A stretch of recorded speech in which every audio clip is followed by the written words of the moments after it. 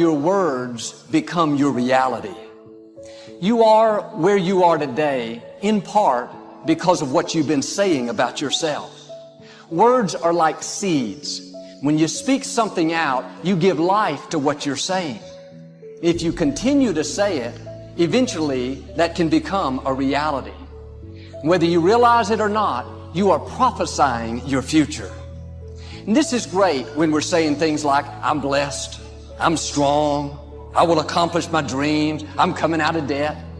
That's not just being positive, you are prophesying victory, prophesying success, prophesying new levels. Your life will move in the direction of your words. But too many people go around prophesying just the opposite. I never get any good breaks. I'll never get back in shape. Business is slow. I'll probably get laid off. Flu season is here. I always get it. They don't realize they are prophesying defeat. It's just like they're calling in bad breaks, mediocrity, lack. You can't talk defeat and expect to have victory. You can't talk lack, not enough, can't afford it, never get ahead, and expect to have abundance. If you have a poor mouth, you're going to have a poor life.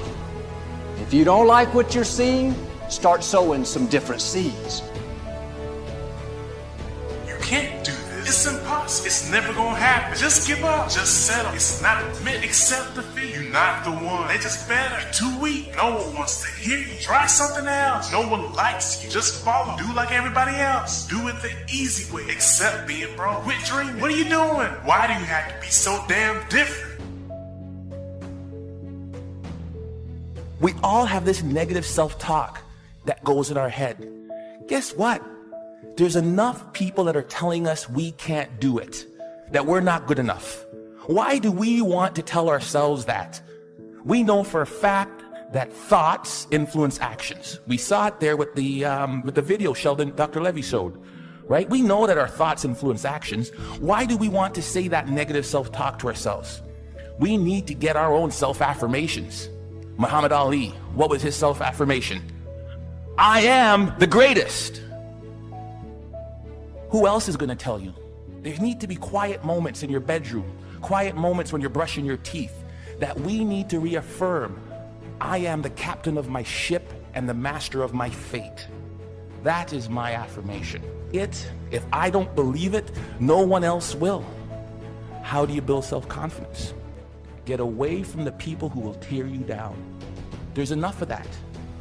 Muhammad Ali, I am the greatest. There is no one better than me. It's a difference between hubris and ego and false pride.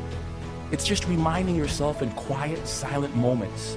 I put it down on a list. It's right beside my mirror, right? About all the things that make me who I am. Because I make enough mistakes, and the newspapers will recognize it, and people around me will recognize it, and they'll tear me down. And pretty soon I'll begin to believe it. Stop the self-talk, the negative self-talk. If you'll watch, you'll see some athletes, they'll have a little bandage or a little brand around them. Lance Armstrong's a perfect one. What's his self-affirmation? Live Strong isn't a brand. It was to remind him of who he was. Live strong. Then it became a brand. He would move that from one arm to the next arm when doubt and fear came into his mind. Live strong. Put it on there. Let's go. We'll all have it. Replace it. Somewhere deep inside, you know what kind of person you were designed to be. If you want to produce great acorns, think like an oak, not like an acorn. Think like the person you intend to become. Every seed has a tree in it, and the potential success of that tree is in that seed. And that's the way you are. Whatever you were born to do and be is in you now, and the success of your life depends on you becoming all that is trapped inside of you.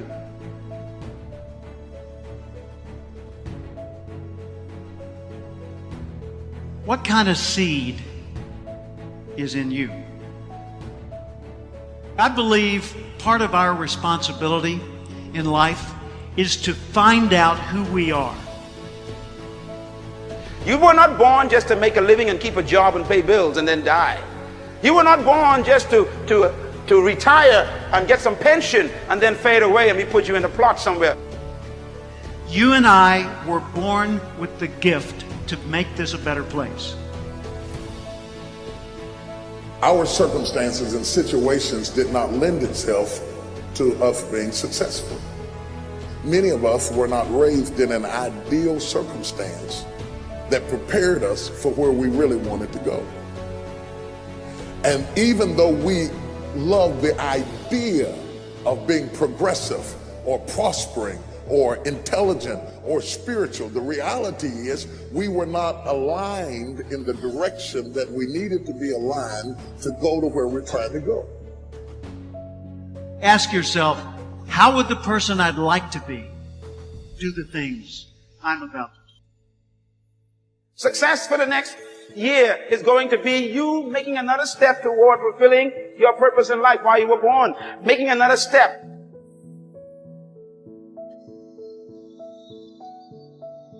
Work to your potential, not your quota. If you want to stay really motivated, if you want to answer the question to why people that have already made it keep pushing, it is because they don't operate on quotas, they operate off potential. They're driven to reach their potential. This is also tied to their ethical obligation. They know what they're capable of. Nobody can tell you what you're capable of. You're the only one that knows. Work to your potential, not just the quota, and I promise you, you will be on fire day and night. Unless you change the way you're thinking, unless you change your behavior, you're going to continue to produce the results in your life. See, all of us are winners, but some of us are producing results that we don't want. And so all you have to do is look at your game plan, look at your strategy. How is it that you have been being? What is it that you've been doing to produce this? So you're the director, you're the producer, you're writing the script, you're the star of your life. And as you begin to look at your life, you can decide whether or not it's a smash or whether or not it's a flop. That's in your hands.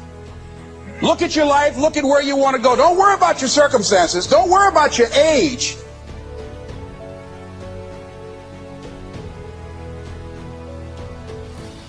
If you want to make this your decade, you've got to start saying yes to your life. You've got to start saying yes to your dreams, yes to your unfolding future, yes to your potential.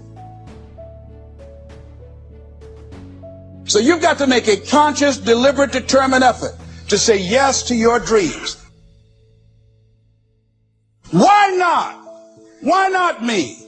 Don't spend time like most people going through life complaining. Use that energy to get up from there and move on and get on with your life. You got to learn to let the past go so you can grow. Many people never act on their dreams because they allow their past experiences to determine what their possibilities are. Whatever you've done in the past, that's not a reflection of your possibilities. That's just a reflection of your consciousness. That's just a reflection of your development and your growth. The future is unfolding for you right now. The future is unlimited for you right now.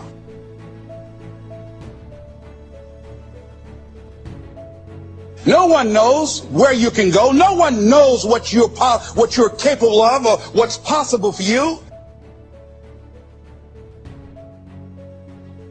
It has everything to do with how you eat.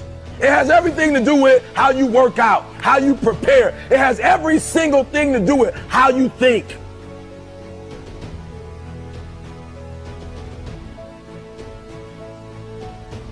It has every single thing to do with nothing about this, but everything you do as you're getting prepared for that.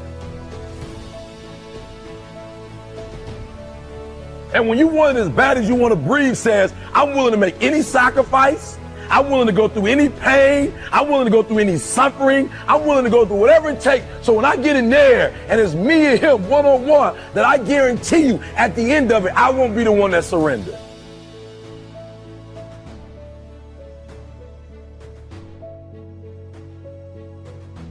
Nobody goes in there to lose. You both want the exact same thing. You both got family out there. You both got friends out there.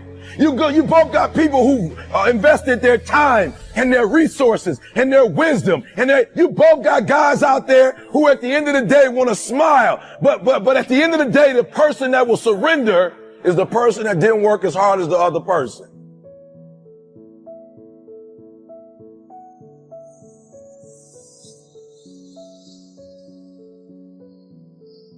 I guarantee you that his trainer is saying he did this, and he did that, he did this, and he did that. I guarantee you that this person didn't just start doing this for the first time. And some of you in here, you on the upswing. Like for real, you trying to get back. You're trying to get back to a certain place. You're trying to make a name for yourself. And I'm telling you, this is the opportunity to do it. But what do you have to do? You got to work harder than the other person.